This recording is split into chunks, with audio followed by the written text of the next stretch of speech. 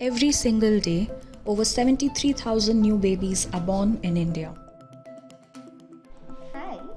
I've recently become a new mother, and I still remember the day I was in the operation theatre and the doctor showed up my daughter. The nurse then said, "Congratulations, you have been blessed with a baby girl."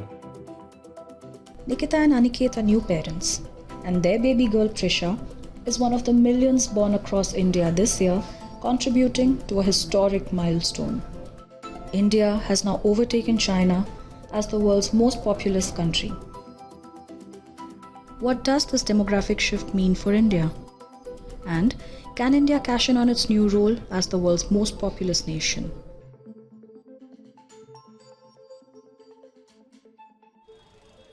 For many Indians, the fact that India has taken the title as the world's most populous nation was not exactly a surprise. It was a matter of when, not if. India is a big country and we have had so much of people. That is also what makes India, India.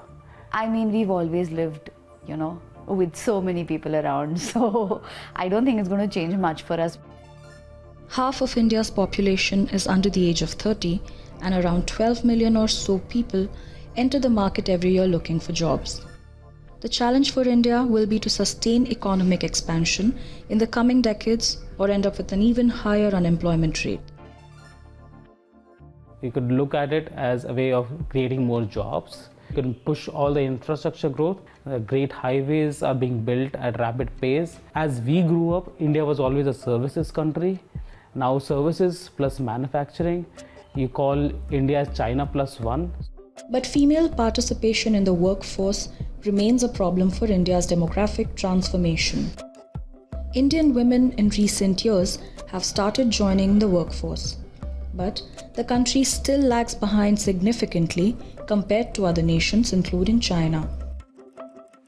India's quite advanced, but the gender gap is huge. So we have to invest in technological exposure and advancement for both girls and boys. And then we have to think about these young people and their issues like age of marriage. We have to end child marriage. We need to educate them in higher education. Finally, we absolutely need to ensure that India does not have a large unemployed population whose aspirations are not fulfilled, because that is recipe for disaster.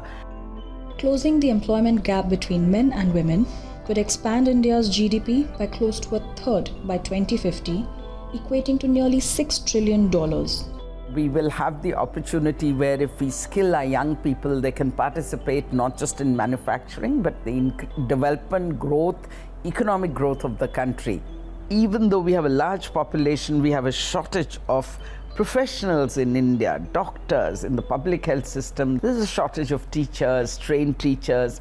So we have to invest a lot in training. Rapid progress on urbanization, infrastructure, human development and manufacturing will be needed for decades as the population continues to swell. Despite concerns with sustaining India's rising population, Nikita and Aniket remain optimistic. It's a good era for Prisha, I feel, because as a country we're growing and we're on this rapid growth phase, and if we do really well, I feel the next decade could be really good for us.